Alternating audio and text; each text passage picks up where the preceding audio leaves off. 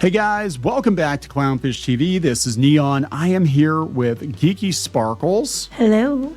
And we're going to talk about Google and censorship. And apparently the FTC is going to launch a probe into big tech censorship.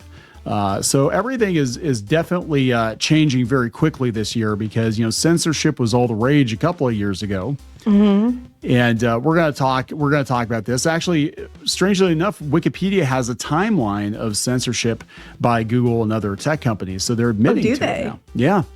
Yeah. And we're going to talk about, Rumble.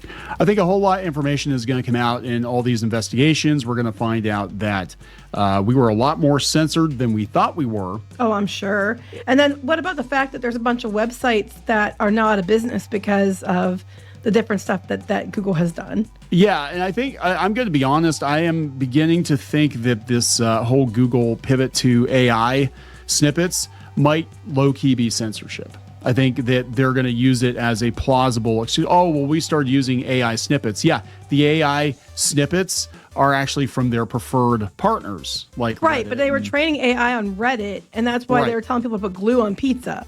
Right. That's why Reddit's a damn. I mean, it's ridiculous. Google has gotten dumber, significantly dumber, because of them training it on Reddit. We're going to talk about all this. Before we get into it any further, please subscribe for more pop culture news, views, and rants. Guys, you'll get a woohoo if you do. Woohoo! So the FTC is going to look into it, and this is a new guy, again, appointed by Trump, and then I know Brendan Carr is the FCC, and I think they're going to get from both sides. But this is coming from the Hill. The FTC is launching a probe into big tech censorship. They're launching a probe into leading technology companies' content policies and user bans. Chair Andrew Ferguson announced Thursday, suggesting their actions could amount to illegal censorship. This is what we saw on Twitter. Remember, it was a conspiracy theory. If you thought that certain people were being shadow banned or certain websites were being shadow banned or deboosted or whatever in the algorithm, that was a conspiracy theory. Right. But yeah, with Twitter, they found out that people were being shadow banned and everything else. Absolutely. So this guy says, hey, big tech censorship is not just un-American, it's potentially illegal. The FTC wants your help to investigate these potential violations of the law. He wrote on X, we're asking for public submissions, from anyone who has been a victim of tech censorship, banning, demonetization, shadow banning, etc., from employees of tech platforms or from anyone else who can shed light on these practices and in the ways in which they may violate the law. So this is huge. They're going to bust this thing wide open. And I have to wonder, with so many layoffs in tech, if we're not going to get some disgruntled workers coming out and saying, no, this is what we used to do. We used to just flip a switch and turn off all the right-wing channels, or anybody that was talking about COVID, or anybody that was things talking we about didn't want, right? Things we weren't allowed to talk about, right? People were invited to submit pictures and documents, he said, and can stay anonymous if they prefer. He called the probe an important step forward in restoring free speech. Now, this is where the Hill gets into it. The Trump administration has signaled it plans to curb what it believes has been censorship of certain groups or viewpoints. When President Trump tapped Ferguson for the role, the president said he has a proven track record of standing up to big tech censorship. When accepting the nomination, Ferguson vowed the FTC will end big tech's vendetta against competition and free speech. So this is this is what's interesting about it is sometimes I think it is a political thing, but sometimes I think it's a competition thing. Mm-hmm. And we talked about this, because so many of these voices that have been silenced, they had massive audiences, and they were pulling eyeballs away from legacy media platforms. Right. So it's easier just to get rid of them and say, oh, we had to censor them because they won't admit to it, but censor them because, they were misinformation. It was misinformation. It's like, no, it was because they were kicking your ass. Yeah, and that's what I think happened with like Joe Rogan and Alex Jones and stuff like that. Is I think that there may have been they basically waited to find a reason to get rid of people, to get them off the platform, and then they booted them because they were too big, they're too successful. They were making them look bad. When you would put like CNN up against Joe Rogan and their views were ridiculously low compared to Rogan, and this is like one guy with a podcast, You know what I'm saying? And that's what the more I've been thinking about it with the websites. Now, we've covered this before. No one else is. I mean, nobody else is covering mainstream media is not even going there because they love it because they're the ones they made deals that get to stay.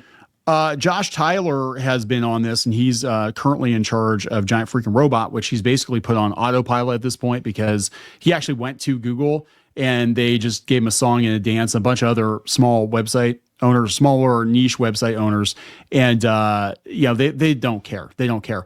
At first, I thought this is solely about keeping people on Google's page so they can monetize them better with the AI snippets. I am starting to believe this actually is just another form of censorship. I mean, it's like a 2-for-1, right? They're getting to keep all the money because they're not sending traffic to the websites. But now they can claim, oh, we're not censoring anybody. We just use AI snippets now. And look, all these AI snippets come up, and it just so happens that all of our preferred partners that we have financial dealings with just happen to be at the top. Right. And then their competition you just can't find anymore. Right. And that's it. And that's you're seeing legacy media outlets making deals with Google and with others, for AI. Well, I'm upset, and I would love them to look into this from the, FTC, FCC standpoint, and the fact that, Google has gone out and destroyed. I mean, they're not even talking about, I guess, something that you'd think should have been brought to Congress or something, because they go after other little things. But this is like a huge deal. We're talking like thousands, hundreds of thousands of websites, and people's livelihoods and jobs just gone.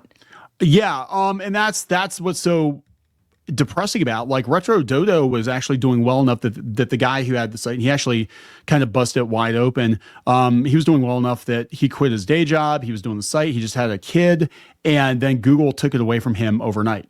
Same thing happened to us. We had websites that we had for years. Some of our websites, over a decade, and they performed pretty consistently. I mean, you always had your ups and your downs and whatever, but then Google, without warning, did this update.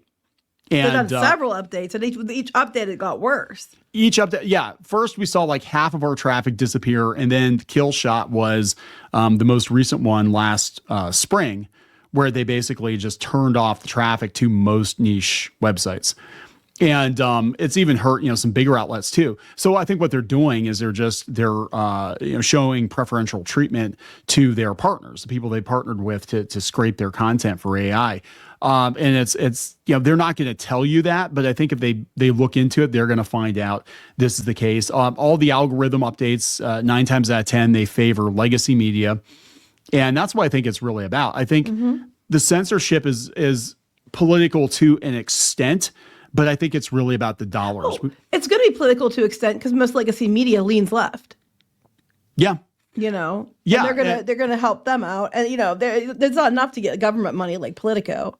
Yeah, I know, right? But they're going to try to take out their competition too. And it's, again, it's like on some level, it's like, yeah, I vehemently disagree with these people, but it's very easy for us to paint our competition, people that aren't playing ball for our team, to paint them as Nazis and alt-right, conspiracy theorists and all this stuff. And it was so bad with maybe I need to talk to the FTC.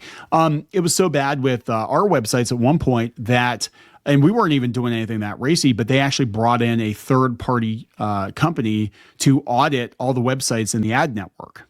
And they were to make sure you weren't doing misinformation or saying mean things they didn't like. And it was like a compliance officer, right? They would come in and they actually had a dashboard you could see on your advertising dashboard, different pages that they wouldn't put ads on or ones that might be dicey. And they were looking for all kinds of stuff. They were looking for, traffic anomalies, and they were looking for misinformation, and they were looking for sources. Were you linking out to Fox News?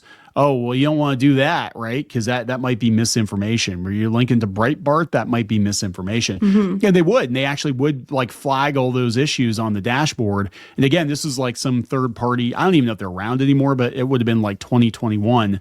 And they were trying really hard to scrub anything they deemed wrongthink off the internet. You're not allowed to. And non-compliance meant no money. Right. That's just it. Then they could turn off your money, and they could get, oh, well, you talked about the vaccine, you put conspiracy theories out there. You're linking to websites that we don't agree with. And that's how they do it. And they turn the money off. And that's why they're so mad at first with any platform that wouldn't play ball, because they were all in lockstep, all of them. Even Facebook. I mean, you got Zuckerberg now who's like, yeah, I love Trump and masculine energy, and we're not going to censor people. But Facebook was one of the worst. Mm-hmm. They were absolutely everything ridiculous. was like, community notes and fact checkers and all that. Oh, they're fact checkers. Yeah, they fired them. But they said, yeah, the leaders of many of America's largest tech and social media companies have sought to warm relations with Trump as he begins his second stint in the White House, with many donating $1 million to his inaugural committee, and in some cases changing policies to align with his anti-woke agenda. They banned Trump from like every social media platform. A sitting president. Then these people, and the Hill is just so mad about, they're donating it to his anti-woke agenda. Well, it's an agenda that people voted for because they're tired of the extremism. They wanted, let's go back to normalcy, back to the middle. Yeah, I don't know if we're ever going to go back to that. No, but I'm just saying that's why people voted for him. They didn't want the extreme leftist, ideology. It got to a place where even people that wanted to stay out of it were being suffocated. Yeah. And our stuff wasn't even political. Like our stuff was about Disney and crap. It wasn't political. Disney and crap. I heard Disney crap. It got, went from having thousands of page views a day, to like being hard to find. And I still do it, but it's nowhere near what it was. They do this. I 100% believe that on some level they're still doing it on Google. I think they're deboosting. Maybe it's not like so much a political thing, but I think it's definitely a money thing. I think especially as commentary channels, and you have more and more like Hollywood types getting into the commentary space and legacy media getting into the commentary space. I do believe, and again, this is just a hunch I have. I can't prove it, but just based on like the internal metrics and stuff, I think they are deboosting independent voices again on Google to boost the Hollywood voices and the legacy media voices, because I do believe those people spend ridiculous money advertising. Like you're gonna boost a CNN person or an NBC person or somebody like that if NBC's spending boatloads of cash on advertising. I mean, YouTube even, they started promoting like these networks like NBC and stuff and their clips, like Saturday Night Live clips and stuff, because they spend a lot of money on advertising. Yeah. And that's what they do. And the reason, I mean, look, again, the reason the adpocalypse happened in the first place was Disney was involved. And, pretty much any apocalypse you can trace it to Disney. Disney's involved. Same with X. Like they were going to threaten to withhold advertising. Now they're back over there. So now what's going to happen is we're going to have all these people that were banning, and I'm not just talking conservatives. I'm talking anybody that was, a wrong thinker, or anybody that was competing directly against, some corporation or whatever. These platforms that gleefully banned or shadow banned people or tried to demonetize people or whatever, for whatever reason, they're all going to be like, oh, no, we never did that. We're playing ball with Trump now. Everything's good now. And I think this is absolutely a vendetta on his part, because, again, you're talking about a sitting president that got banned by most of the social media platforms. And he went out and started his own platform. Well, they're trying to do that now again. And it's not working, but they're trying to. Yeah. And it's so, I mean, I think there's going to be a huge paradigm shift. I mean, just the other day, Trump is joining the Rumble lawsuit. So apparently what happened with Rumble was Google, again, cut off their advertising, or they tried to cut off because a lot of times if you have your own video platform, whatever, you can actually use Google's ads, as I understand it, or, they basically cut off all the advertising to Rumble because they're trying to choke them out because they were competition. And, so there's a whole lot of stuff going on there, and this is about censorship or whatever. But I know that's the problem too. When most of the ad networks are run through Google, like AdSense and everything is Google's own ad network. So when you're like on YouTube or doing your blogs or whatever, a lot of the money comes from things tied to AdSense. And it is what it is. That they control the ads, and if you don't get the ads, or they limit how much money you're getting, they keep a lot of it or whatever, you're going to have less and less. Yeah, because a lot of times it's the ad network. Like they'll have their backbone is actually going to be Google ads, and that's one thing they need to look at, because they were talking before about breaking Google up as a monopoly. But like the ad tech, like Google's ad tech is in everything. Like even if you have a third party ad network, they're using Google ads, and then they're just filling in around the Google ads with the ads that they bought. So yeah, if Google doesn't like you or they turn you off or whatever, because I know when we've applied for membership or whatever and getting into an ad network, they would double check and make sure our standing with Google was good. So it's like there is no free and open internet, and there needs to be a free and open internet. And I think the government is going to have to get involved and just be like, yeah, this censorship has to stop. The monopolies have to stop. We can't just have 2 or 3 tech companies running everything. No. Because it gives them too much power, right? Anyway, we're going to wrap this up. Yep. So please subscribe for more pop culture news, views, and rants. We'll talk later. Bye.